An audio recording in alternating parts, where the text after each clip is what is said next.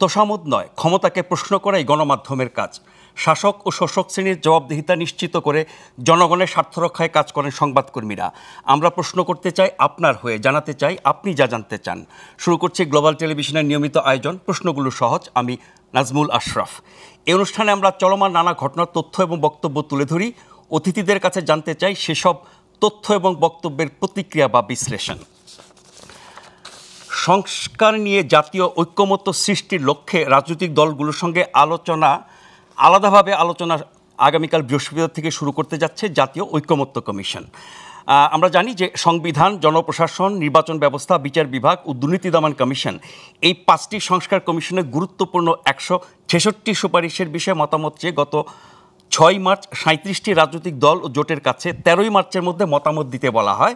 এ পর্যন্ত 15টি রাজনৈতিক দল মতামত দিয়েছে। বিএনপি, জামাত, এনসিপি সহ 14টি দল শীঘ্রই দেয়ার কথা রয়েছে।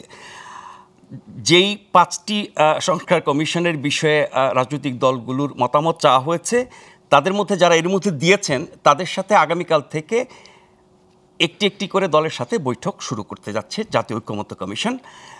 যেই 5টি কমিশনের সুপারিশ নিয়ে মতামত চাওয়া হয়েছে এবং আলোচনা শুরু হতে যাচ্ছে আগামীকাল, তার মধ্যে 2টি সংস্কারের ব্যাপারে কিছু জটিলতা তৈরি হয়েছে। যেমন নির্বাচন ব্যবস্থা সম্পর্কিত যেসব সংস্কার প্রস্তাব দিয়েছে কমিশন, সেগুলোর বেশ কিছুর ব্যাপারে নির্বাচন কমিশন তার আপত্তি জানিয়েছে আনুষ্ঠানিকভাবে চিঠি দিয়ে। আর পুলিশ সংস্কারের বিষয়ে, যেটি এই 5টির মধ্যে নেই, সেখানে পুলিশের পক্ষ থেকে আমরা জানি 2 দিন আগে প্রধান উপদেষ্টার সাথে পুলিশের শীর্ষ কর্মকর্তাদের বৈঠক ছিল। সেই বৈঠকে তারা পুলিশ কমিশন গঠন সহ বেশ কিছু বিষয়ে তাদের মতামত দিয়েছে, যেগুলো সংস্কার কমিশন গঠন করে নাই। ফলে অন্তত এই 2টি খাতের সংস্কার নিয়ে কিছুটা জটিলতা তৈরি হয়েছে। বাদবাকিগুলোর ব্যাপারে রাজনৈতিক দলগুলোর মতামত এবং ঐক্যমত্য পৌঁছালে পরে সেগুলো বাস্তবায়নের উদ্যোগ নেওয়া হবে। আমরা জানি ডক্টর মোহাম্মদ ইউনূস প্রধান উপদেষ্টা এরই মধ্যে বলেছেন, ডিসেম্বরে যদি নির্বাচন করতে হয়, সময় খুব বেশি হাতে নাই, অল্প সংস্কার চাইলে পরে ডিসেম্বরের মধ্যে নির্বাচন করা যাবে এবং তার জন্য এগুলোর ব্যাপারে একটা ঐক্যমত্য তৈরি করতে হবে। গ্লোবাল টেলিভিশনের পাশাপাশি আমাদের অনুষ্ঠানটি আপনারা একযোগে দেখতে পাচ্ছেন আমাদের ইউটিউব চ্যানেল এবং ফেসবুক পেজেও। আজকের বিষয় নিয়ে আমরা আলোচনার জন্য আমন্ত্রণ জানিয়েছি সাবেক সংসদ সদস্য ব্যারিস্টার রুমিন ফারহানা। ব্যারিস্টার রুমিন ফারহানা, আপনাকে স্বাগত জানাচ্ছি। আমাদের সাথে আরও আছেন জাতীয় নাগরিক কমিটির যুগ্ম আহ্বায়ক জনাব সারওয়ার তুষার। জনাব সারওয়ার তুষার, আপনাকে স্বাগত জানাচ্ছি। আমরা এই সংস্কার কমিশন নিয়ে যেই প্রক্রিয়াটি আগামীকাল শুরু হতে যাচ্ছে এবং 2টি খাতের কথা বলছিলাম, পুলিশ এবং নির্বাচন কমিশন, সংশ্লিষ্টদের যেসব আপত্তি, নির্বাচন কমিশনের সংস্কার নিয়ে যেহেতু বেশি কথা হচ্ছে, অনেকেরই দাবি বিএনপি সহ যে নির্বাচন সংশ্লিষ্ট যে সংস্কারগুলো সেগুলো আগে করে ফেলে নির্বাচন করা, তারপরে বাদবাকিগুলো নির্বাচিত সরকার, সংসদ তারা এসে করতে পারবে। ফলে নির্বাচন সংশ্লিষ্ট সংস্কার নিয়ে যেই সমস্যা, জটিলতা, মতবিরোধ তৈরি হচ্ছে, সে সম্পর্কে আমরা একটা রিপোর্ট দেখে আলোচনাটা শুরু করতে চাই।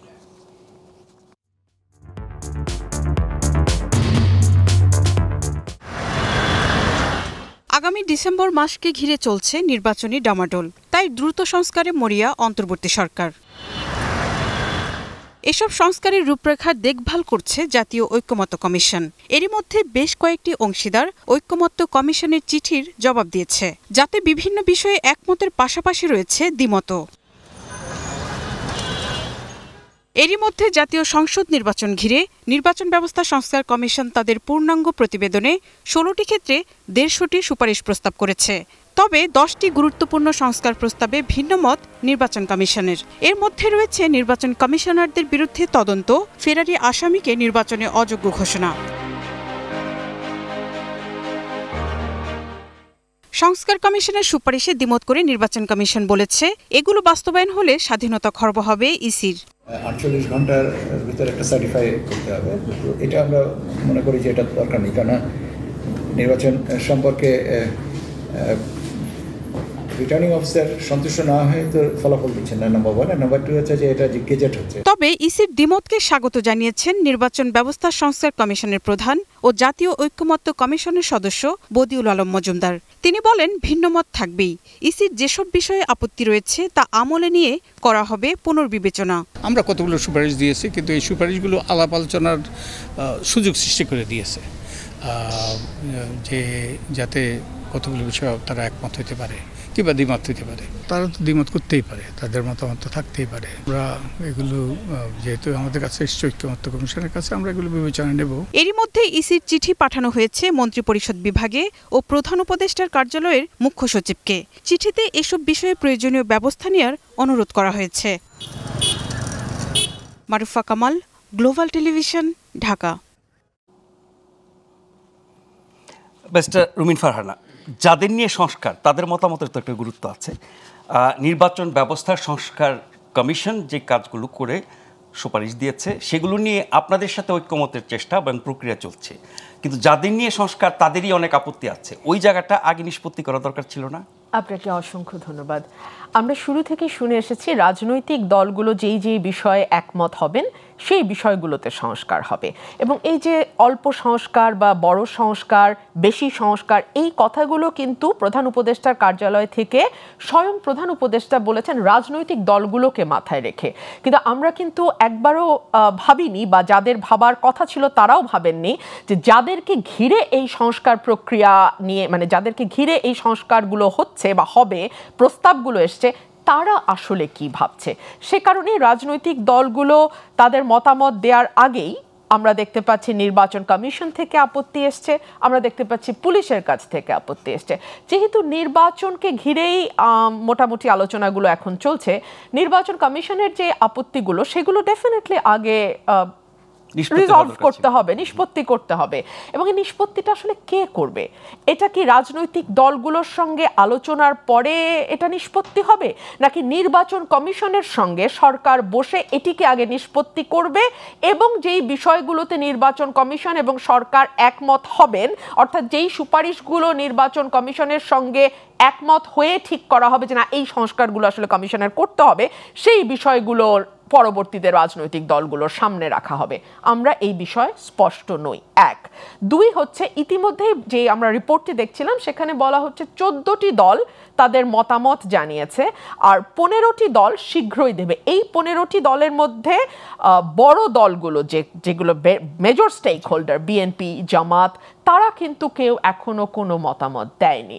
এবং আমি বিএনপির কিছু সিনিয়র লিডারশিপের বক্তৃতায় তাদের যে কথাগুলো এসছে সেগুলো শুনলে একরকম আইডিয়া হয় যে এই মুহূর্তে আসলে নির্বাচনের বাইরে গিয়ে কোনো রকম সংস্কারের ব্যাপারে খুব বেশি মনোযোগ এই বৃহৎ রাজনৈতিক দলটি দিতে চাইছে না। বিএনপি নাকি শুধু নির্বাচন সংক্রান্ত বিষয়?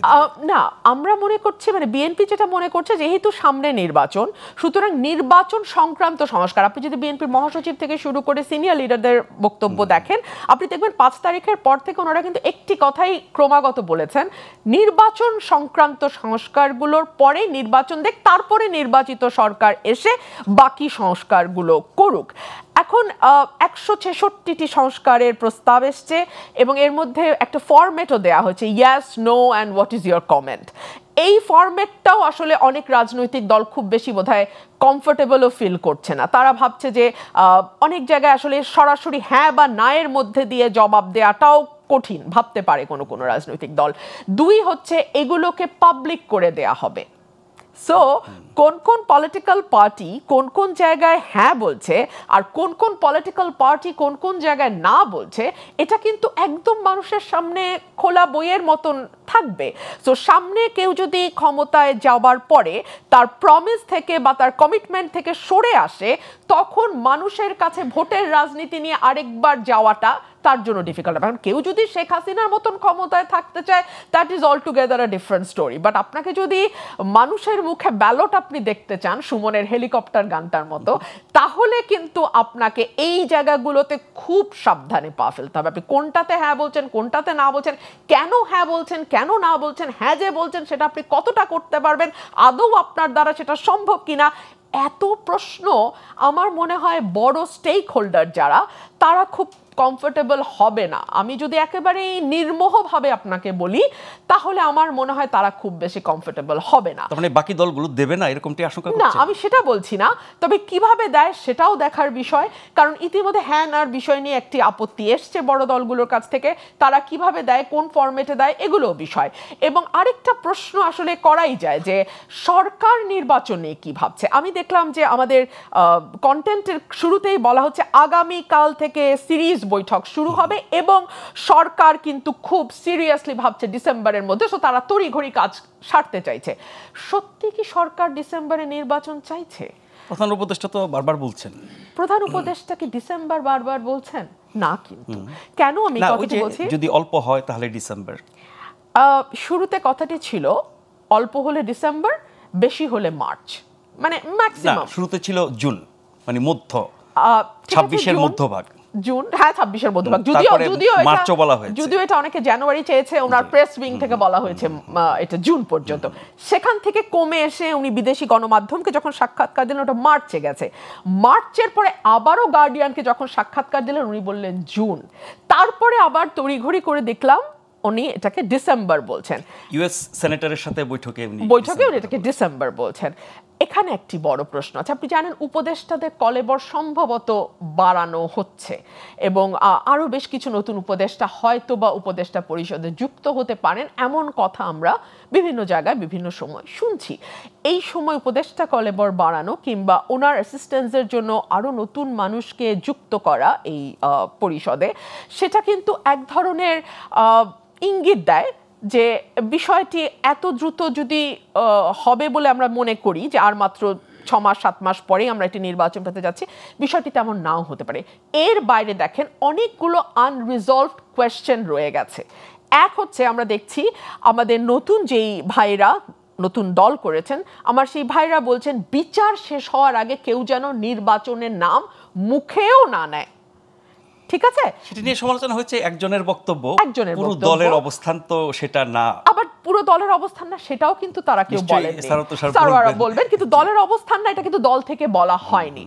ঠিক আছে, দল এটা ওনারা এটুকু বলেছেন যে ডিসেম্বরে হলে পরে এখন যে আইনশৃঙ্খলা পরিস্থিতি আছে কঠিন হবে, তার মানে কিন্তু ওনারা ডিসেম্বরে বিরোধিতা করে নাই। তার মানে কেউ বলছেন আইনশৃঙ্খলা পরিস্থিতি যা আছে সেখানে কঠিন হবে, কেউ বলছেন বিচার শেষ না করে হবে না, কেউ বলছেন সংস্কার শেষ না করে হবে না। আমরা বিচার নির্বাচনেও যাব, তার আগে নির্বাচন কমিশন সম্পর্কে আরেকটা প্রশ্ন আপনাকে জানতে চাই।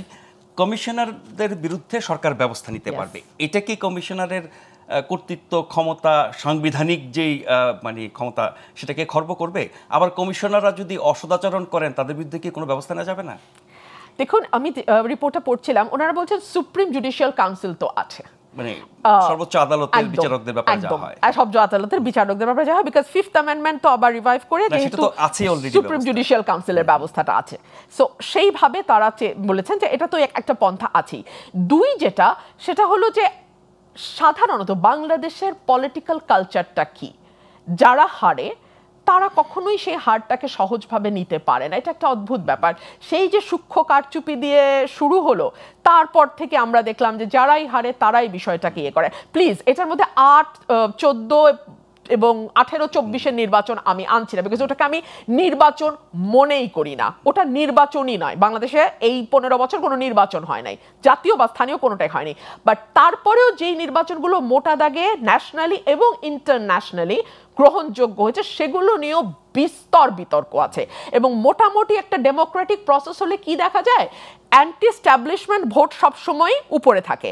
সো আপনি একবার ক্ষমতায় আসবেন, পরের বার খুবই কঠিন হবে আপনার আরেকবার আসা, দেখা যায় আরেকটি দল আসছে, তখন কি হবে, যারা ওই সময় হেরেছিল তারা পরবর্তীতে যখন ক্ষমতায় আসবে দরকারে অদরকারে এই নির্বাচন কমিশনারদের নানান রকম হ্যারাসমেন্ট, নানান রকম বিপর্যয়ের মধ্যে দিয়ে যেতে হবে। কমিশন তো বদলেও যেতে পারে, কমিশন তো বদলাবেই, কিন্তু তাদের বিরুদ্ধে ব্যবস্থা নেওয়া তো আর আটকাবে না, তাই না? কিন্তু সরকার যদি ব্যবস্থা নেয় বর্তমান ব্যবস্থার বাইরে গিয়ে, যেটি সুপ্রিম জুডিশিয়াল কাউন্সিল নিতে পারত, সেক্ষেত্রে সরকারের হস্তক্ষেপ বাড়বে না?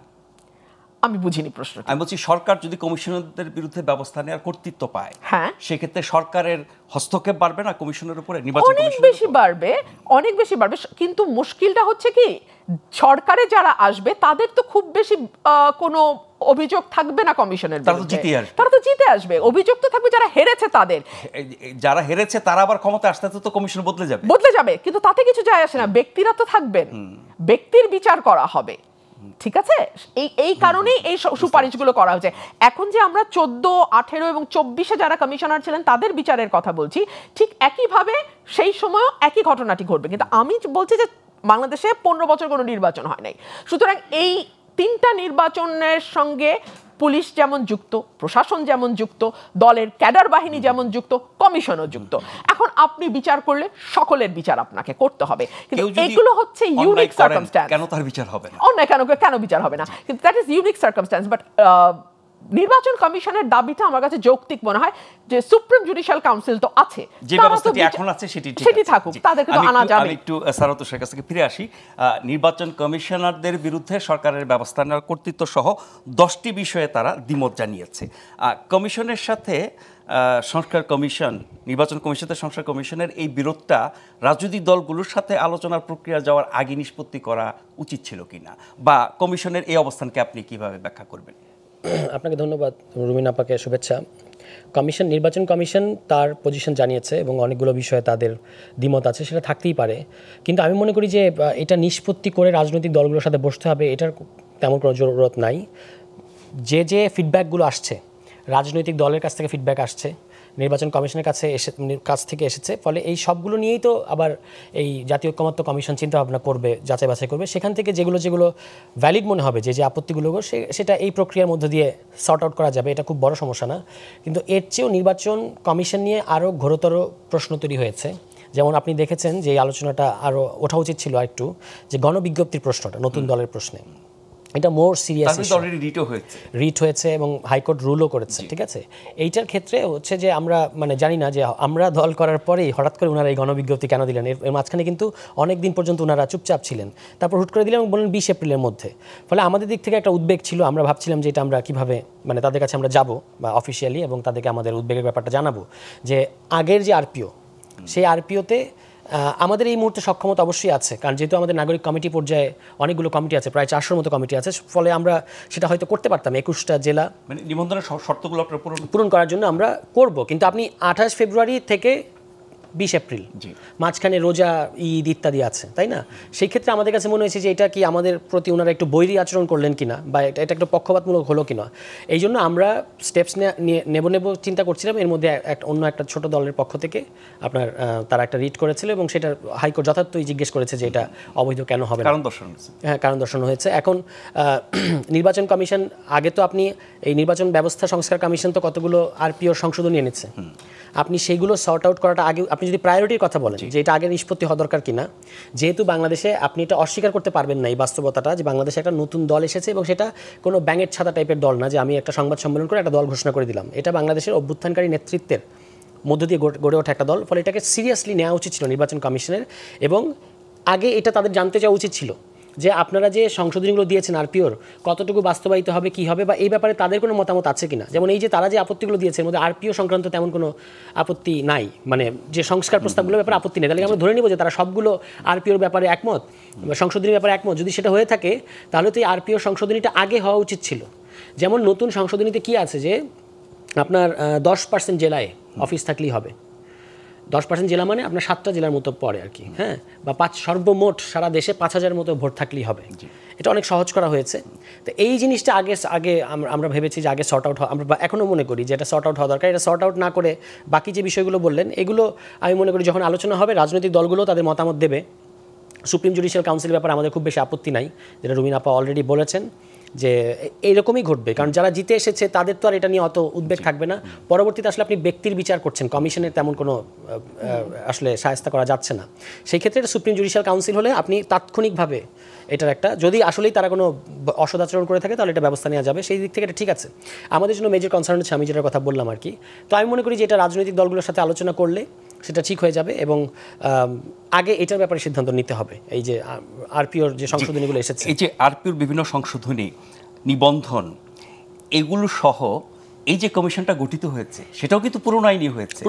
তাহলে আপনি যে সংস্কারের কথা বলছেন, যদি আমি অগ্রাধিকার দিই নির্বাচন সংক্রান্ত সংস্কারটাকে, যেহেতু নির্বাচনের দাবি মুখ্য হয়ে যাচ্ছে, ফলে নির্বাচন কমিশন গঠিত হওয়া, নির্বাচন কমিশন পরিচালনা, নির্বাচন কমিশনের আইন কানুন কর্তৃত্ব অনুযায়ী যা কিছু ওনারা করছেন সবই তো পুরনো আইনে হচ্ছে। তাহলে সংস্কারের প্রতিফলনটা কোথায়? না, এক্স্যাক্টলি। তো আপনারা বা যারা বেশি নির্বাচনের কথা বলছেন, আমি একটা জিনিস প্রথমত বিরোধিতা করি যে এই সংস্কারগুলো নির্বাচনী সংস্কার না।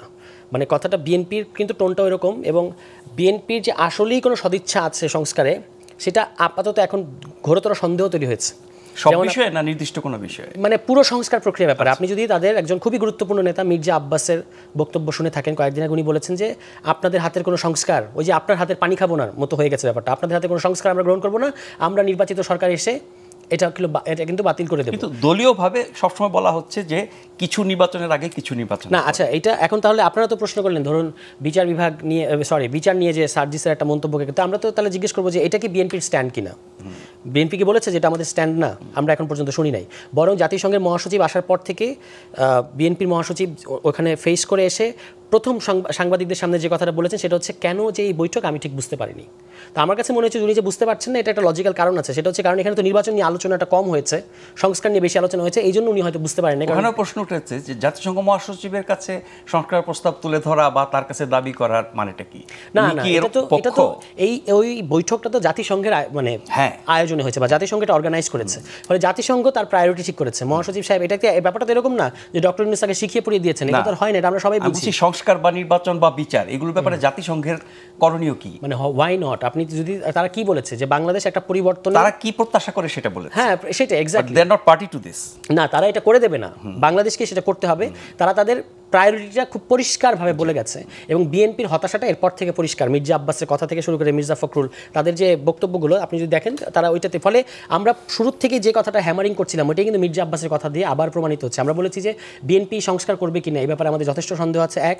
দ্বিতীয়ত হচ্ছে যখন নির্বাচিত সংসদে গিয়ে সংস্কারের যে ব্যাপারটা, যে আপনি শুধু নির্বাচনের জন্য যেটুকু রাস্তা ক্লিয়ার করা লাগে করে দেন, বাকিটা আমরা সংসদে গিয়ে করবো, এই প্রক্রিয়াটা যে কাজ করবে না সেটা কিন্তু ওনার কথায় পরিষ্কার হয়েছে যে উনি একটাও মানে করার পক্ষপাতী না, বরং যেগুলো বাকি থাকবে সেগুলো করবে কিনা সেটা তো পরে থাক, যেগুলো করা হবে এই টাইমে ওগুলো না রাখবেন কিনা এটা নিয়েও প্রশ্ন তৈরি হয়েছে।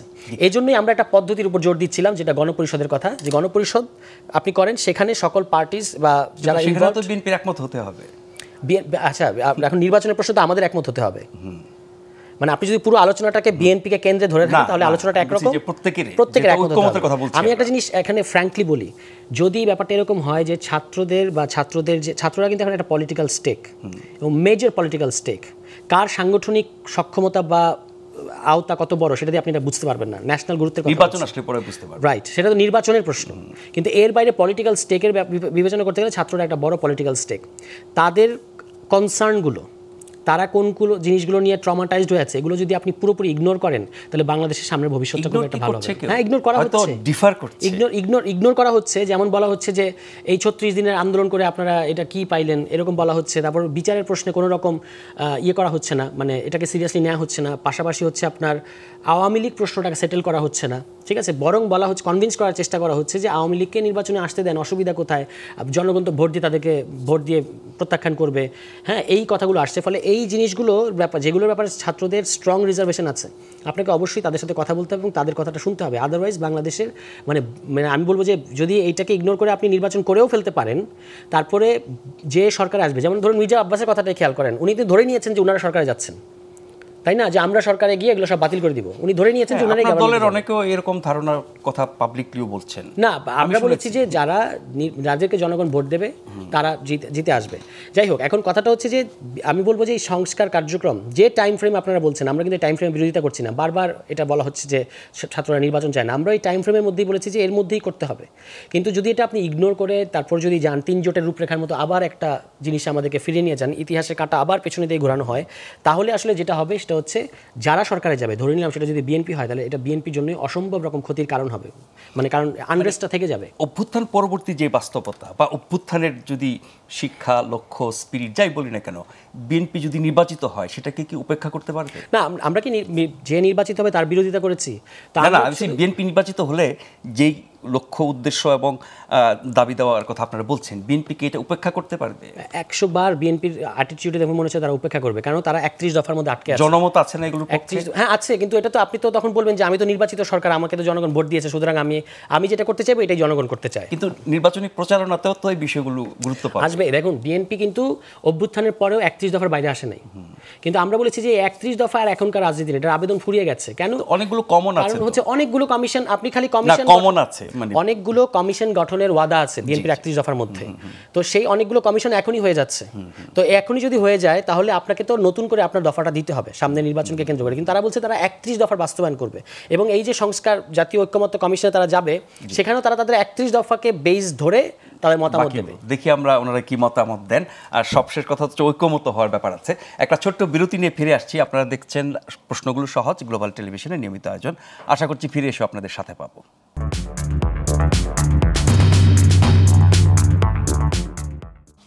ধন্যবাদ আমাদের সাথে থাকবার জন্য। আজ আমরা কথা বলছি সংস্কার প্রক্রিয়ার জটিলতা নিয়ে। আমাদের সাথে আছেন সাবেক সংসদ সদস্য ব্যারিস্টার রুমিন ফারহানা, আমাদের সাথে আছেন এনসিপি নেতা তুষার Sarwar.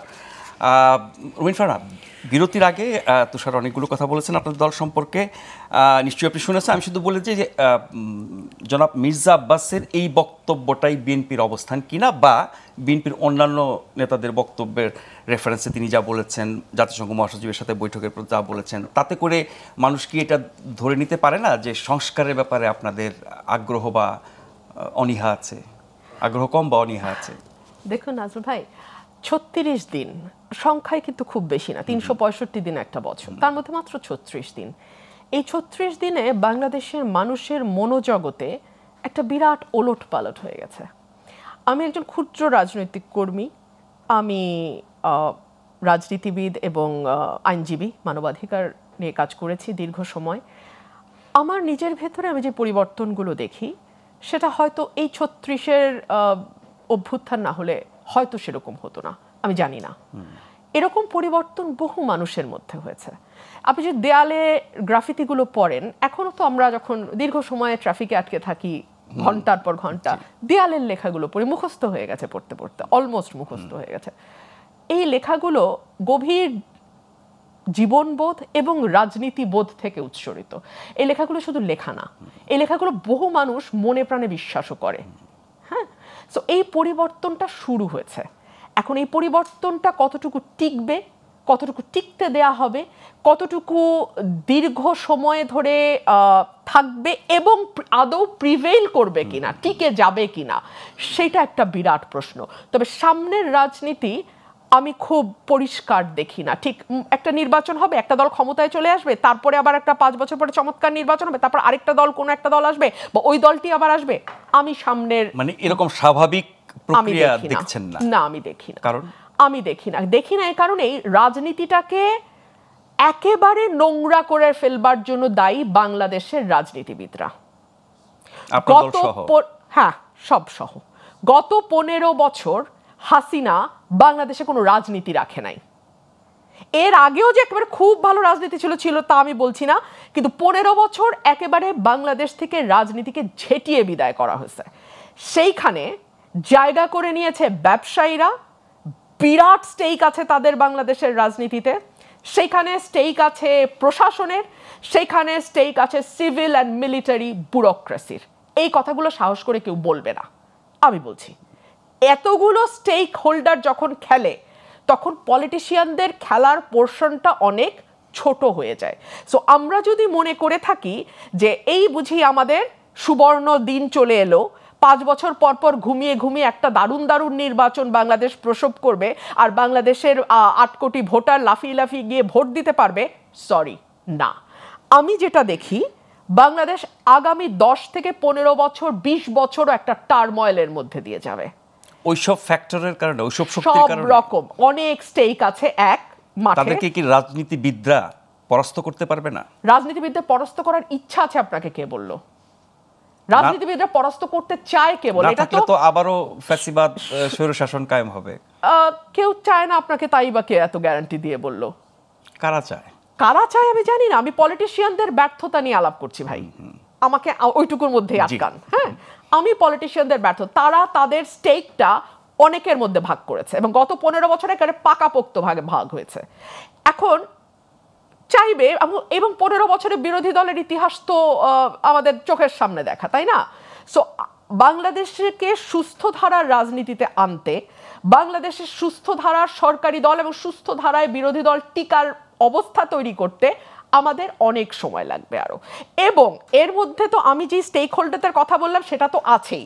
On the top of that, পলিটিশিয়ানদের মধ্যেও কিন্তু এখন ঐক্যের কথা আমরা বলছি, যত বিভাজন চোখে পড়ছে তত, যত বেশি আমরা ঐক্য ঐক্য ঐক্য বলে চিৎকার করছি না, তত বেশি বিভাজনটা আমাদের কাছে স্পষ্ট হচ্ছে। কোন প্রশ্নে বিভাজন? প্রতিটা প্রশ্নে বিভাজন। কোন প্রশ্নে বিভাজন নয় নাজমুল ভাই আপনি আমাকে বলেন? মানে মোটা দাগে 3টি বিষয় আমাদের আলোচনায় আসে, বিচার, সংস্কার, নির্বাচন, তাই তো? প্রতিটিতেই বিভাজন আছে এবং এগুলো জাতীয় ঐক্যমত্য কিভাবে এগুলো হবে না, তো না হলে পরে আমি ওই যে বলছি টার্ময়েলের মধ্যে দিয়ে বাংলাদেশ যাবে, এটা আমি আপনার শোতে আজকে বলে ফেললাম। যদি ঐক্যমত না হয় তাহলে এগুলো ফেলে রেখে নির্বাচন হলেও টার্ময়েলের মধ্যে বাংলাদেশ পড়বে, সেটা একরকম টার্ময়েল। ঐক্যমত না হলেও টার্ময়েলের মধ্যে পড়বে। এখন যেটা হয়েছে, মানুষের মধ্যে কিন্তু তীব্র আকাঙ্ক্ষার জন্ম হয়েছে, বিশেষ করে স্টুডেন্ট, মানে 20 থেকে 25 যাদের বয়স, তাদের কিন্তু কোনো ব্যাগেজ নাই, তাদের কিন্তু হারানোর কিছু নাই, তাদের কিন্তু ছেলেকে ওই কনস্টিটিউয়েন্সিতে স্টাবলিশ করব, অতশো কোটি টাকা এর মধ্যে বানায় ফেলবো। আমি কয়েকজন এক্সেপশনের কথা বাদ দিয়ে বলতেছি, জেনারেলি বাংলাদেশের young generation, not student, young generation যেটা, তাদের কিন্তু সেই অর্থ ওরকম ব্যাগেজ নাই। তারা যদি কেউ কেউ সত্যি সত্যি একটা পরিবর্তিত বাংলাদেশের স্বপ্ন দেখে, আমি আবারও বলছি, সেই চেষ্টাই তো তুষারের দল করছে, তারটা উনি বলবেন। আমি বলছি, তারা যদি সত্যি সত্যি একটা পরিবর্তিত বাংলাদেশ, একটা পরিবর্তিত রাজনৈতিক সংস্কৃতির স্বপ্ন দেখে থাকেন, তাহলে এটা এই যে আমাদের 50-53 বছরের এক ধরনের গেড়ে বসা ব্যবস্থা, সেখান থেকে সমূলে উৎপাটন করে নতুন ব্যবস্থা স্টাবলিশ করা, it will take time, it will take lots of fight, এবং নানান রকম টার্ময়েলের মধ্যে বাংলাদেশ যাবে। আমি আপনাকে শুধু এইটুকু আজকে বলতে পারি। আপনার লাস্ট লাইনটার সাথে একটা ছোট্ট কোয়েরি আছে আমার। এই টার্ময়েল কি শুধু আমাদের ইন্টারনাল বাস্তবতার কারণে নাকি এক্সটার্নাল ফ্যাক্টরস? যখন ইন্টারনালি ডিভিশন তীব্র হয়, তখন এক্সটার্নাল ফোর্সরা অনেক বেশি শক্তিশালী হয়। বাংলাদেশকে মুক্তিযুদ্ধের পক্ষ বিপক্ষ, রাজাকার শাবক, মুক্তিযোদ্ধার সন্তান ইত্যাদি ইত্যাদি দিয়ে বিভাজন না করলে ভারতের পক্ষে সম্ভব হতো না গত 15 বছর বাংলাদেশকে শুষে খাওয়ার। এখন কি নিয়ে বিভক্তি করা হচ্ছে? এখন সবকিছু নিয়ে বিভক্তি। আপনি ঐক্য দেখলেন কোথায় আমাকে বলেন তো? আমি তো কোনো ঐক্য দেখি না। ঐক্য সবাই ভালো রাজনীতি, ভালো গণতন্ত্র, ভালো শাসন ব্যবস্থা, ন্যায় বিচার। আমার ভাই এখানে বসেই সন্দেহ করছেন এটা আদৌ আমরা বিএনপি মিন করছে কিনা। বিএনপি ভাবছে তারা যে সংস্কারের কথা বলে তারা কি আদৌ মিন করে? তারা তো ডিলে করতে চায়। সো আপনি ঐক্যমত, আমরা হয়তো মানুষকে এক ধরনের আশ্বস্ত করবার চেষ্টা করছি, বাট আমি মনে করি যে মানুষকে প্রিপেয়ার করারও ব্যাপার আছে। বাংলাদেশের জার্নি খুব স্মুথ আমি দেখি না। স্মুথ হলে তো আলহামদুলিল্লাহ ভাই, বাংলাদেশ ছাড়া আমার পৃথিবীর আর কোথাও কোনো যাওয়ার জায়গা নাই, 2 দিন থাকার মতন, খরচ বিয়ার করবার মতন অবস্থাও নাই, আমার বাংলাদেশই থাকতে হবে। সো আমি চাই বাংলাদেশটা স্থির থাকুক, সুস্থির থাকুক, সুস্থ থাকুক, তাহলে আমি টিকতে পারবো। জি স্যার, তুষার যেই রাজনৈতিক প্রেডিকশন, আশঙ্কা, উদ্বেগের কথা জানালেন, আপনি তার সাথে কতটা একমত? না, মানে এই উদ্বেগ আছে। দেখুন, আমি দুটো কথা বলবো এখানে। এক নম্বর কথা হচ্ছে, আমাদের দিক থেকে আমরা বারবার পরিষ্কার করেছি, নাহিদ ইসলাম আমাদের আহ্বায়ক, তিনি বলেছেন যে আপনারা বিচার ও সংস্কারের ব্যাপারে আন্তরিকতা দেখান, আমরা নির্বাচন করার ব্যাপারে সহায়তা করব। কিন্তু বলেন না আমরা ব্যবস্থা করে দেবো, কিন্তু এটাকে আবার মিসফ্রেমিং করা হয়েছে। আমরা নির্বাচনের ব্যাপারে পজিটিভ, কিন্তু আমরা বারবার প্রশ্ন তুলছি বিচার এবং সংস্কারের প্রশ্নে দলগুলোর, বিদ্যমান রাজনৈতিক দলগুলোর। এখানে যেটি বলা হয় দুটি কিন্তু দীর্ঘ প্রক্রিয়ার ব্যাপার। না, দীর্ঘ প্রক্রিয়া হোক, আপনি রোডম্যাপটা, নির্বাচনের রোডম্যাপ যারা চায়, আমরা তো সরকারের কাছে সংস্কারের রোডম্যাপ চাই। আপনি সংস্কারের রোডম্যাপটা পরিষ্কার করেন এবং বলেন যে কিভাবে যে সংস্কারগুলো আপনি পরবর্তী নির্বাচিত সরকারের জন্য রেখে দেবেন, তারা যে সেটা করবে, এটা আমরা কিভাবে নিশ্চয়তাটা কি পাবো? তাদের কাছ থেকে আপনি কোনো শপথ করাবেন বা কিভাবে কি করাবেন, সাইন করাবেন কি? আমরা 3 জোটের রূপরেখা ব্যর্থ হতে দেখেছি এখানে। লিখিত অঙ্গীকারনামা দিলেও কি নিশ্চয়তা পাওয়া যায়? তাহলে কেন আমরা ধরুন আশ্বস্ত হব? আমাদেরকে তো আশ্বস্ত করতে হবে আপনাকে। আচ্ছা, 2 নম্বর কথা হচ্ছে, আজকে আমাদের বিএনপির ইফতারে সম্ভবত আমাদের আহ্বায়ক বললেন ওখানে গিয়ে যে আমাদের মধ্যে যেন পরিবর্তিত পরিস্থিতির ব্যাপারে একটা কমিটমেন্ট যেন আমরা দেখাই, সেই কমিটমেন্টের ঘাটতি দেখা যাচ্ছে। এবং তিনি কিন্তু আরেকটা কথা কিছুদিন আগে বলেছিলেন যে আগামী 20 বছর এই যে তরুণদের যে রাজনৈতিক শক্তি, এই রাজনৈতিক শক্তি প্রভাব ও ভূমিকা রাখবে। এটা কে নির্বাচনে জিতবে, কে হারবে সেই প্রশ্ন না, কিন্তু এই রাজনীতিতে তারা প্রভাব ও ভূমিকা রাখবে। এই পরিবর্তিত পরিস্থিতি, যে তরুণদের কথা আমরা বলছি, আপনি একটা জিনিস একটু আন্তরিকতার সাথে ভেবে দেখেন, বাংলাদেশের আমি গত 5 মাসে অনেক জায়গায় গেছি, আর ঢাকার দেয়াল তো আমি প্রত্যেকটা দেয়ালই পড়েছি অন্তত। কোথাও কেন তরুণরা লিখলো না যে এখনই নির্বাচন দেন বা দ্রুত নির্বাচন দেন? তারা কি নির্বাচন চায় না, ভোট দিতে চায় না? এরা তো ভোটার হয়েছে নতুন।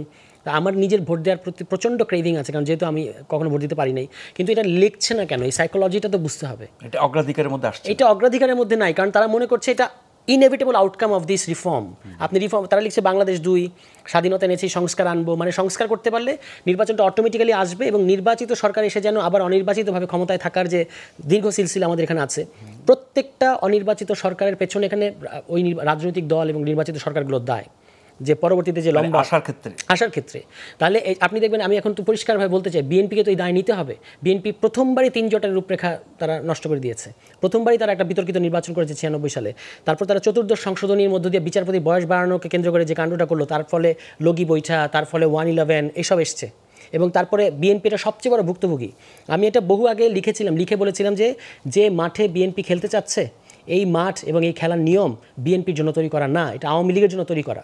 তাহলে বিএনপিকে একটা মোর ডেমোক্রেটিক মাঠ কাটতে হবে এবং নিয়মটাও সেখানে বানানোর ক্ষেত্রে লিড দিতে হবে। আমরা তার সাথে আছি, কিন্তু বিএনপি সেটা করে নাই। বিএনপি এখন আপনি দেখবেন আওয়ামী লীগের রিপ্লেসড হতে চাচ্ছে, এবং যে কানাঘুষা শোনা যাচ্ছে দিল্লির সাথে তাদের যে অ্যালাইনমেন্ট, এটা যদি হয়ে থাকে, আমি বলবো যে বিএনপি গত 20 বছর, যে দিল্লি তাদেরকে গত 20 বছর ক্ষমতার বাইরে রাখলো, তারা কিছুই শেখে নাই এখন। এবং সপক্ষে কি কোনো তথ্য প্রমাণ আছে? আমি আপনাকে একটা জিনিস বলি, আপনি দেখবেন যে ভারতীয় সেনাবাহিনী প্রধানের মন্তব্য খেয়াল করবেন, ভারতের প্রতিদিন মিডিয়া কি বলা হচ্ছে, যে ভারত এই 7 জানুয়ারি নির্বাচনের আগে তারা বলল যে বাংলাদেশে আমরা নির্বাচন চাই না। কেন?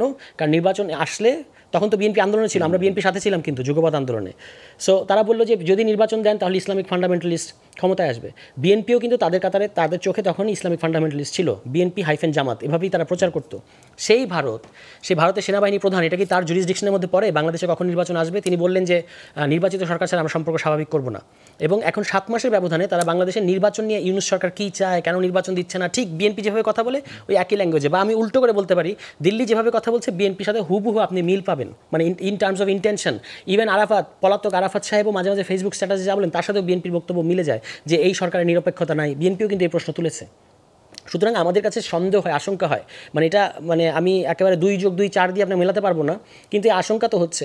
কিন্তু যদি এই ট্র্যাপে বিএনপি পড়ে, এটা কিন্তু কারণ বাংলাদেশের সবচেয়ে বড় জাতীয়তাবাদী শক্তি ধারণা করা হয় বিএনপিকে, কিন্তু তারা যদি এখন আবারও এই 20 বছরের এরকম অভিজ্ঞতা থাকার পরেও এই ফাঁদে পড়তে যায় দ্রুত ক্ষমতায় যাওয়ার জন্য, এটা তাদের জন্য খুব ভয়ঙ্কর মানে হতে যাচ্ছে। বৈদেশিক সম্পর্কের ক্ষেত্রে ডেমোক্রেটিক বা ইলেক্টেড গভর্নমেন্টের একটা বাড়তি মাইলেজ আছে না? না, অবশ্যই। আমরা কেউ তো কখনো বলি নাই যে ইলেক্টেড গভর্নমেন্ট আসবে না বাংলাদেশে, বা আমরা বলেছি যে ইলেকশন মানেই ডেমোক্রেসি, শুধু এটাকে আমরা কন্টেস্ট করেছি।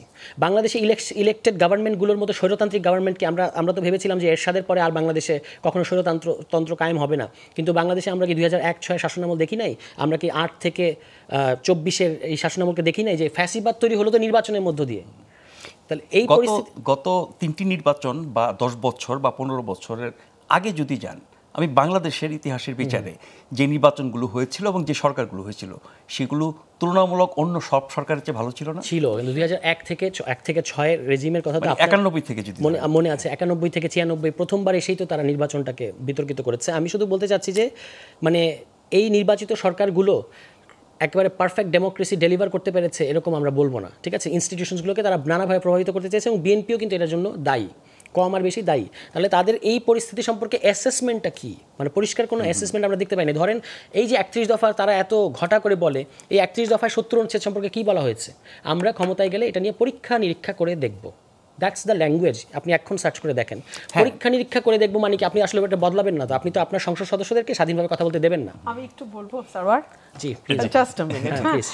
70 অনুচ্ছেদ ইজ আ ভেরি ইন্টারেস্টিং অনুচ্ছেদ। কেন? 70 অনুচ্ছেদ কিন্তু দলের ভুল ত্রুটি নিয়ে, দলের দোষ নিয়ে কথা বলতে একটুও বাধা দেয় না, ভোট দেওয়ার সময় সেটি বাধা দেয়, কিন্তু আমরা দেখেছি কথাও বলে। এক্স্যাক্টলি। এখন 70 থাকলো না গেল, এটা আমার একেবারে ব্যক্তিগত মত, এটার সাথে আমার দলের কিন্তু প্লিজ কোনো সম্পর্ক নেই। আমি আমার ব্যক্তিগত মত এবং আমার 3.5 বছরের সংসদের জার্নি থেকে আপনাকে বলি, হুজুরের মতে অমৎকার, এটা আমাদের রক্তে মজ্জায় অস্থিতে দাসত্ব। ভাই, এ দাসত্ব কি 70-এর জন্য আটকায় আছে? দাসত্ব তো আমাদের রক্তে মজ্জায় অস্থিতে ভাই।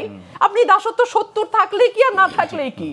এই যে তেলের মানে চোবানো ডোবানো, ঘন্টার পর ঘন্টা সংসদের 2 লক্ষ টাকা মিনিটের সংসদ ব্যবহার কইরা আপনি যে আপনার দলের প্রধানদেরকে মানে ঘিয়ের মধ্যে চুবাইতে থাকেন, এটা তো প্রধানরাও খুব খুশি খুশি মনে শুনেন, এবং আপনিও নেক্সট নমিনেশনটা কনফার্ম করেন, আপনি মন্ত্রিত্বটা কনফার্ম করেন, এটার মধ্যে 70 বেচারা কি করবে ভাই? এখন আইন কানুন সংবিধান নিয়ম অনেক কিছু পরিবর্তন সংস্কার বদলে ফেলার কথা আমরা বলছি, কিন্তু আমাদের মগজে যা আছে, চর্চায় যা আছে, রক্তে যা আছে, বিশ্বাসে যা আছে, সেটা আপনি কেন আগে সংস্কার করবেন? আমি শিওর আমার এই ভাই এই বইটার কথা শুনেছে এবং পড়ে হয়তো লেকচারও সে ভিডিওতে দেখেছে।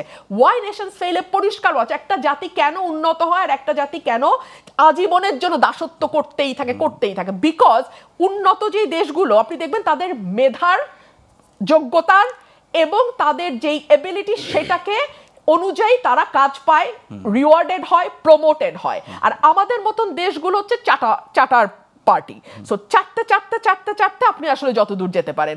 এইখানে 70 থাকলো আর না থাকলো, এখানে ভারসাম্য আসলো আর না আসলো, বিশ্বাস করেন আমি এই কাগজের লেখার মধ্যে আর একদম কোনো আস্থা রাখি না। আমাদের খোল নলচে চিন্তাধারা যতক্ষণ বদল না হবে, দলগুলোর ভেতর থেকে যতক্ষণ পর্যন্ত সংস্কার আগে দরকার ব্যক্তির এবং দলের। Please, absolutely. আপনারা যেহেতু নতুন, আপনার মধ্যে তো মানে সেই সংস্কৃতি ঢোকে নাই, আপনারা শুরু করতে যাচ্ছেন, ফলে এই যে ব্যক্তির মানসিকতা চর্চা, দলের ভিতরে তেলবাজি, দাসত্ব যা কিছু বললেন উনি, সেই সংস্কৃতি চর্চা যাতে আপনার দলের ভিতরে গড়ে না ওঠে বা কেউ চর্চার সুযোগ না পায়, তার কি ব্যবস্থা? এবং করা মাত্রই তাকে কর্নার করা, তাকে একঘরে করা, একদম বের করে দেওয়া। এক নম্বর কথা হলো ওয়াই নেশনস ফেইলের ব্যক্তির উন্নত ক্যারেক্টারে কম গুরুত্ব দেওয়া হয়েছে। এখানে মূলত হচ্ছে প্রতিষ্ঠানগুলোর উপর প্রাধান্য দেওয়া হয়েছে। যেমন উদাহরণ দেওয়া হয়েছে কানাডা এবং আমেরিকার একটা অঞ্চল যেটা আসলে একই কালচারের অংশ, একই ভাষাভাষী, কিন্তু দুটো আলাদা আলাদা রাষ্ট্র।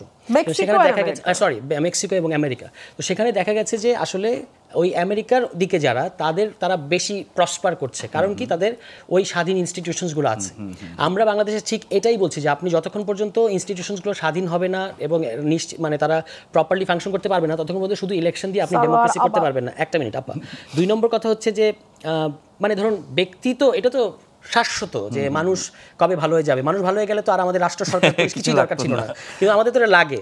এখন লাগে বলেই হচ্ছে আপনাকে আমাদেরই সো-কল্ড অশিক্ষিত মানুষের একটা উন্নত দেশে গেলে কেন সিস্টেম মেনে চলে, কেন যেখানে ময়লাটা রাখা দরকার সেখানেই রাখে। আবার আমাদের দেশে হলে কেন করে? কারণ হচ্ছে আইনগুলো আছে এবং আইনগুলো ইমপ্লিমেন্টেড হয় এবং প্রতিষ্ঠানগুলো ওখানে কাজ করে। আমাদের এখানে কাজ করে না, প্রতিষ্ঠানগুলো সার্ভিস ডেলিভার করে। আমরা ওইটার কথা বলছি এবং এটার সাথে ইলেকশন হওয়া না হওয়ার কোনো বিরোধ নাই। আমরা ইলেকশনের বিরুদ্ধে না। আমরা বলছি যে আপনি একটা ডেমোক্রেটিক স্ট্রাকচারের অধীনে ইলেকশন করেন, সেই ইলেকশন করলে ইলেকশন যেটা আপনি ইলেকশন করার মধ্যে দিয়ে যেটা চান সেটা আপনি পাবেন, আদারওয়াইজ আপনি পাবেন না। এটাই বক্তব্য। কিন্তু ইলেকশনের আগেই তো সবকিছু করে ফেলতে পারবো আমরা। না, ইলেকশনে সবকিছু করবো না। এই জন্যই তো বলা হয়েছে যে চার্টার করার কথা হয়েছে, জুলাই চার্টার। এবং আমরা আবার আশঙ্কা প্রকাশ করছি যে জুলাই চার্টার যেন 3 জোটের রূপরেখার মতো একটা অশ্বলিঙ্গ না হয়, ঠিক আছে? কাজ করে এবং স্বল্প মেয়াদী, মধ্যমেয়াদী, দীর্ঘমেয়াদী এই সংস্কারগুলো হোক। এই সরকার কতটুকু করবে, পরের সরকার কতটুকু করবে, এটার আপনি একটা রূপরেখা তৈরি করেন, জাতীয় অঙ্গীকারনামা।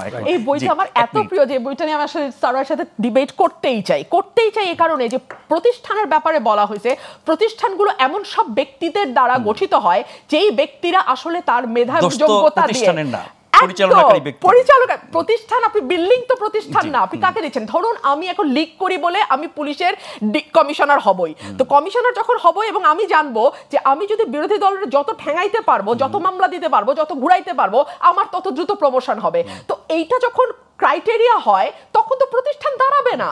সে কারণেই প্রতিষ্ঠান দাঁড়ানোর পেছনে ব্যক্তির মেরিটকে গুরুত্ব দেওয়া হয়েছে এই বইটাতে, এবং সেরকম ব্যক্তিদেরকে দায়িত্ব দিতে হবে। সেরকম ব্যক্তি কত সংখ্যক আছে আমাদের সারা দেশে আমরা জানি না। আরেকটা ছোট্ট বিরতি নিয়ে ফিরে আসছি, আশা করি এবারও ফিরে এসে পাবো।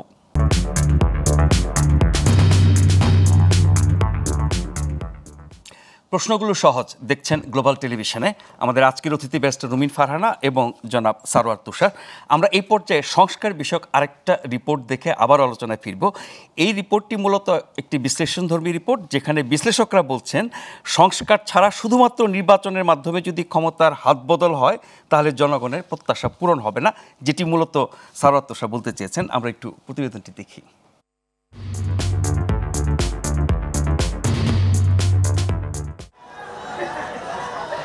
ছাত্র জনতার গণ অভ্যুত্থানে আওয়ামী লীগ সরকারের পতনের পর দেশ পরিচালনার দায়িত্ব নেয়া অন্তর্বর্তী সরকারের অন্যতম প্রধান লক্ষ্য দেশের সংবিধান, রাজনীতি সহ গুরুত্বপূর্ণ স্থানগুলো সংস্কার করা। সেই লক্ষ্যে তারা বেশ কিছু কমিশন গঠন করে। এরই মধ্যে কমিশনগুলো বেশ কিছু প্রস্তাব দিয়েছে। তবে সবার আগে প্রয়োজন রাজনৈতিক দলগুলোর মধ্যে ঐক্যমত্য গড়ে তোলা। এছাড়া সংস্কার করা কঠিন, কিন্তু সংবিধান থেকে শুরু করে নির্বাচন সহ অধিকাংশ সংস্কারের বিষয়ে প্রধান দলগুলোর অবস্থানে প্রায় বিপরীত। সরকারের দিক থেকে ঐক্যমত্য কমিশন করে আলাপ আলোচনার ভিত্তিতে এই মতৈক্য কমানোর চেষ্টা চলছে। ব্যাপক জনগণের অংশগ্রহণের মধ্য দিয়ে আমরা সুপারিশমালা তৈরি করতে পারি। তরুণ রাজনীতিবিদরা মনে করেন, রাজনৈতিক দলগুলোর মধ্যে মতানৈক্য অন্তর্বর্তী সরকারের নিরপেক্ষতা নিয়ে বিতর্ক, আইনশৃঙ্খলা পরিস্থিতির অবনতি ও নির্বাচনী সংস্কার নিয়ে বিভিন্ন মতামত তৈরি করছে নতুন সংকট। আমরা চাই যেটা বেসিক নিড, অর্থাৎ যে সংস্কারগুলো একেবারেই জরুরি সেই সংস্কারগুলো করা, এবং সেই সংস্কারগুলো করে পরবর্তীতে নির্বাচনের দিকে হাঁটার। সবাই না, কিন্তু কতিপয় উপদেষ্টা নানান ধরনের অ্যাক্টিভিটিসের কারণে মানুষের মনে এক ধরনের সংশয় সন্দেহ। বাংলাদেশের অন্যতম একটি বড় রাজনৈতিক দল ইতিমধ্যে তারা 111 একটা ইঙ্গিত দিয়েছে। সেক্ষেত্রে এই যে বর্তমান রাজনীতির একটা পরিস্থিতি থেকে কিন্তু এই ধরনের একটা ইঙ্গিত আসছে। আর অন্তর্বর্তীকালীন সরকার যদি আপনি দেখেন, ইতিমধ্যে 7 মাসের বেশি সময় পার হয়ে যাওয়ার পরে কিন্তু তারা ন্যূনতম কোনো সংস্কারের দৃশ্যমান কোনো অগ্রগতি দেখাতে পারে নাই। এদিকে বিশ্লেষকদের মতে এসব সংকট কাটাতে গণভোটের আয়োজন করা উচিত অন্তর্বর্তী সরকারের। তারা ক্ষমতায় আসা নিয়ে ফোকাসড, মেইনলি নির্বাচন নিয়ে মেইনলি ফোকাস, কিন্তু তারা যদি কনস্ট্রাকটিভলি ওয়েতে জনগণের প্রত্যাশাগুলো নিয়ে কথা বলতো, তাহলে হয়তো জনগণ সেই সমর্থন করতে পারতো। এখন এই মুহূর্তে সলিউশনটা কি? সলিউশনটা হচ্ছে জনগণের কাছে ফেরত যাওয়া। আমরা একটা পাবলিক রেফারেন্ডামের আয়োজন করতে পারি। যে অনিশ্চয়তাগুলো যে তৈরি হয়েছে, এখন ইউনূস সরকার যেটা করতে পারেন যে তিনি জনগণকে জিজ্ঞেস করতে পারেন যে আপনারা কি চান। এখন উনি শুধুমাত্র রাজনৈতিক দলগুলো চাওয়ার উপর কিন্তু এই দেশের ভবিষ্যৎ নিয়ন্ত্রণ হতে পারে না। এটা নিয়ন্ত্রণ করবে আলটিমেটলি ছাত্র জনতা এবং জনগণের বেশিরভাগ। স্বৈরাচার আওয়ামী মতাদর্শের আমলারা সংস্কার সহ স্বাভাবিক কার্যক্রম ব্যাহত করছে জানিয়ে সবাইকে জবাবদিহিতার আওতায় আনার দাবিও জানান এই বিশ্লেষক। একটা সরকারের পরিবর্তনের পর ডিফারেন্ট মতাদর্শধারী একটা আমলা শ্রেণী আসলে এগুলোর কন্ট্রোল নিয়েছে। সো আলটিমেটলি তারা স্বাভাবিকভাবে সরকারের যে স্বাভাবিক কার্যক্রমগুলো, সংস্কার থেকে শুরু করে যে স্বাভাবিক কার্যক্রমগুলো, সেগুলো ব্যাহত করবেন, এটা প্রত্যাশিত। এবং স্বাভাবিকভাবে যদি কোনো সংস্কার হয় সেটাও তাদের স্বার্থের এগেইনস্টে যাবে। আঞ্জাম খালেক, গ্লোবাল টেলিভিশন, ঢাকা। সারোয়ার তুষার, শুধুমাত্র রাজনৈতিক দলগুলোর মতামতের ভিত্তিতে সংস্কার করলে ঐকমত্য পৌঁছালে কি হবে? এটা কি গোটা দেশের সকল জনগোষ্ঠীর মতামত বা ইচ্ছার প্রতিফলন? ওকে, এটা খুব সুন্দর এবং জরুরি একটা প্রশ্ন। তার আগে আমি 1 সেকেন্ডে আগের একটা প্রসঙ্গে বলবো যে ব্যক্তি কিন্তু হাওয়া থেকে আসে না। আপনি মিশেল ফুকোর কথা জানেন, উনি এই বিষয়ে অনেকগুলো গবেষণা করেছেন। তার মধ্যে ওনার একটা প্রধান কথা ছিল যে ব্যক্তি আসলে একটা স্পেসিফিক পলিটিক্যাল কালচারের আউটকাম। তাহলে আপনি সেই ধরনের ইনস্টিটিউশনস, সেই ধরনের সিস্টেম তৈরি করবেন এবং ব্যক্তি সেরকম হবে। এটাই ছিল আমার পয়েন্ট। এখন এই প্রশ্নে আসি, আমি মনে করি যে যার কথাটা আমরা শুনলাম, যে বিশেষজ্ঞ, উনি খুব রাইটলি বলেছেন যে এই গণ অভ্যুত্থান মানে কি? যদি বাংলাদেশের রেজিম চেঞ্জ হতো, রেজিম চেঞ্জ মানে একটা দল পাওয়ার স্ট্রাকচার আগের মতো, একটা দল ক্ষমতায় চলে গেছে, আরেকটা দল আসবে, এটা যদি হতো তাহলে রাজনৈতিক দলের কথাটাই মুখ্য থাকতো। কিন্তু যখন গণ অভ্যুত্থান ঘটে তখন রাজনৈতিক দলগুলো পেছনে চলে যায় এবং চলে গেছে, জনগণ সামনে চলে এসেছে। জনগণ এখানে এখন, এই যে বারবার একটা কথা বলা হয় পলিটিক্যাল স্টেক হোল্ডার, জনগণ কিন্তু অনেক বড় পলিটিক্যাল স্টেক হোল্ডার। বিএনপি, জামাত, এনসিপি, আরও রাজনৈতিক দল, সব কিছুর বাইরেও একটা বিরাট অংশের জনগণ আছে। এবং সেটা আমরা সাম্প্রতিক একটা জরিপেও দেখেছি যে এখনও এই বিপুল সংখ্যক জনগণ আসলে আনডিসাইডেড যে তারা সামনে কাকে ভোট দেবে বা কী করবে। সুতরাং আমরা যখন প্রস্তাব দিতে গিয়েছিলাম সংবিধান সংস্কার কমিশনকে আমাদের পক্ষ থেকে, তখন আমরা তারা যে পদ্ধতি অবলম্বন করছেন সেটাকে ক্রিটিক্যালি সমর্থন করে একটা কথা বলেছিলাম যে আপনাদের এই পদ্ধতির মধ্যে কিন্তু জনগণ কিভাবে মতামতটা রাখবে, আপনারা আমাদেরকে একটা শক্তি হিসেবে ধরে নিয়ে মতামত চাচ্ছেন, বিএনপির কাছে চাচ্ছেন, জনগণের কি হবে? জনগণের মতামত লাগবে না? রিক্সা চালক যারা এবার রক্ত দিল, জীবন দিল ঢাকা শহরে বা সারা দেশে, তাদের মতামতটা আপনারা যদি মনে করেন যে তারা এসে ওয়েবসাইটে এসে তাদের মতামতটা লিখবে, এটা তো হয় না। তাহলে you must find an option যে তারা কীভাবে এসে এখানে মতামত দেবে, এবং এটা মিসিং আছে। উনি গণভোটের প্রশ্ন বলেছেন, আমি মনে করি শেষ পর্যন্ত তো সবারই স্বার্থ থাকে, সকল রাজনৈতিক দলের নিজ নিজ স্বার্থ থাকে, এবং এখন যেটা দেখা যাচ্ছে তারা তাদের দলীয় স্বার্থগুলোকে প্রাধান্য দিচ্ছে, জাতীয় স্বার্থ উপেক্ষিত হচ্ছে। সেই ক্ষেত্রে গণভোট একটা খুব ভালো অপশন, যে পদ্ধতির প্রশ্নে যে বিদ্যমান সংবিধানের অধীনে আপনারা নির্বাচন চান নাকি সংবিধান পরিবর্তনের নির্বাচন চান। এই যে বলা হচ্ছে গণপরিষদ লোকে বোঝে না, ঠিক আছে, আপনি প্রশ্নটা ঘুরিয়ে এভাবে বলেন তো, যে বিদ্যমান সংবিধানের অধীনে নির্বাচন নাকি সংবিধান পরিবর্তনের নির্বাচন, কোনটা জনগণ চায়? তো যদি যারা বারবার জনগণকে রেফারেন্স দেয় তাদের জনগণের কাছে যাওয়া উচিত, সেক্ষেত্রে গণভোট একটা ভালো অপশন। একদম শেষ পর্যায়ে চলে এসেছে বেসরমিন ফারহানা, রাজনৈতিক দলগুলোর মাধ্যমে জনমতের প্রতিফলন কতখানি ঘটছে বা ঘটতে পারে সংস্কার প্রশ্নে, নতুন রাজনীতির প্রশ্নে? বিএনপি সহ যে দলগুলো এখন ক্রিয়াশীল, তারা কত শতাংশ মানুষকে প্রতিনিধিত্ব করে? দেখুন, তারা কত শতাংশ মানুষকে প্রতিনিধিত্ব করে প্রশ্ন কঠিন এ কারণেই যে 15 বছর তো আসলে কেউ কারো মত প্রকাশ করতেই পারে না। ভোটের যে ব্যবস্থাটা ছিল তার আগের রেকর্ডে যদি 33% ছিল, দুটো দলের 33-34% রিজার্ভ ভোট, বাকিটা হচ্ছে অন্যান্য দল এবং সুইং ভোট। একটা দল যেহেতু অনুপস্থিত, আমরা এই অংশের মতো জানতেই পারবো জানি না। সম্প্রতি একটা জরিপ হয়েছে যেটা হয়তো বলছে যে বিএনপি 41%, জামাত 31%, এনসিপি 5%, এক্সেট্রা এক্সেট্রা। এখন এই জরিপগুলো নিয়ে অনেকে অনেক রকম প্রশ্ন তুলতে পারেন। নমুনা, হ্যাঁ, এবং 10,000 মানুষের উপরে, 10,000 মানুষ অবশ্য নাম্বারটা খুব ছোট না, but still question can be raised, কোন এরিয়াতে করেছেন, সেখানে কাদের ভোট বেশি, ইত্যাদি ইত্যাদি নানান রকম কথা আসতে পারে। ঠিক আছে, গণভোট যদি করতে চায়, এই যে দেখুন নানান রকম নতুন প্রস্তাব, তার কাউন্টারে অন্য রকম বক্তব্য, অন্য বয়ান, আবার সেই প্রস্তাবের কিছু অংশ সমর্থন করে কিছু অংশকে বিরোধিতা করে নতুন আরেকটি বয়ান। মাঠে আপনি অনেক বয়ান কিন্তু ক্রিয়াশীল। আমি একেবারে নির্মোহ, আমি কোনো বয়ানের প্রতি না ঝুঁকে কথাটা বলছি। আমি যেটা দেখতে পাচ্ছি অ্যাজ ইট ইজ আমি যেটা দেখতে পাচ্ছি, সামনে ঐক্যমত হবার যেই কথা আমরা আলোচনা করছি সেটার খুব বড় সম্ভাবনা আমি দেখি না। এবং ঐক্যমত না হলে বাংলাদেশ কোন দিকে যেতে পারে সেটা নিয়েও আমাদের আগের অভিজ্ঞতা আছে। পলিটিশিয়ানরা যখন ফেল করেন তখন কি হয় সেটাও আমরা দেখেছি।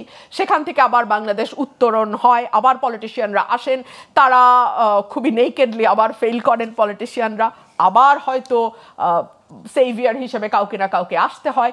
So I do not know. তবে আমি সামনে যা দেখি, ঠিক যেই কথাটা আমি সেকেন্ড সেগমেন্টে বলছিলাম, আমি বাংলাদেশের রাজনীতিতে টার্মোয়েল দেখি সামনে।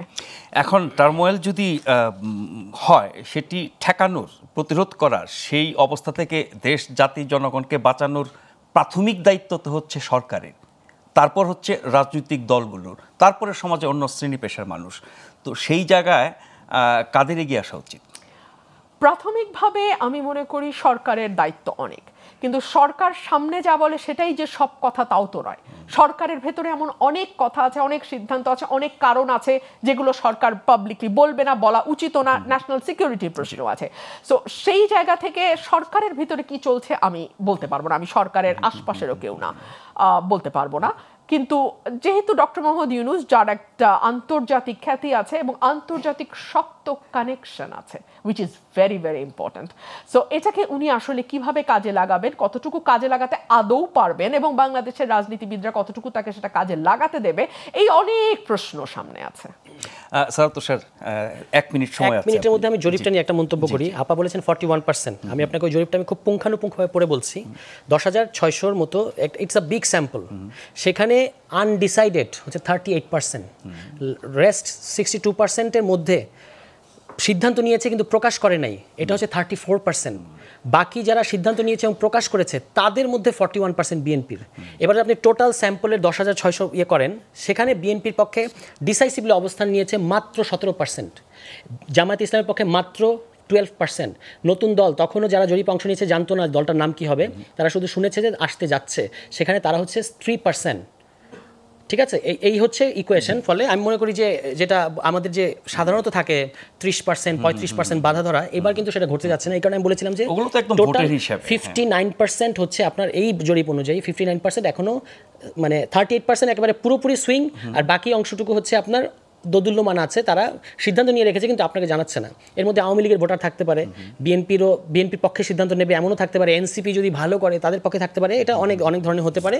ফলে সবচেয়ে বড় দল হিসেবে এই জরিপটাকে যদি একটা নমুনা হিসেবে ধরি, বিএনপির কিন্তু মাত্র 17% এখনো পর্যন্ত ডিসাইসিভ অবস্থান আছে। তবে এটা ঠিক, এটা দিয়ে জেতা যাবে আর কি, হ্যাঁ, এখনো পর্যন্ত। আর এটা তো একটি মাত্র জরিপ, হয়তো আরো 10টা জরিপ হলে পরে চিত্রটা আরো স্পষ্ট হবে। অনেক অনেক ধন্যবাদ এবং কৃতজ্ঞতা ব্যারিস্টার রুমিন ফারহানা, অনেক ধন্যবাদ এবং কৃতজ্ঞতা সারওয়ার তুষার। যারা দেখছিলেন শুরু থেকে বা পরে, সবাইকে ধন্যবাদ এবং কৃতজ্ঞতা জানিয়ে আজকের মতো শেষ করছি। অনুষ্ঠানটি পুনঃপ্রচার হবে আগামীকাল সকাল 7টা এবং এই অনুষ্ঠানে ফিরে আসবো আগামী রোববার রাত 9টায়। শুভরাত্রি।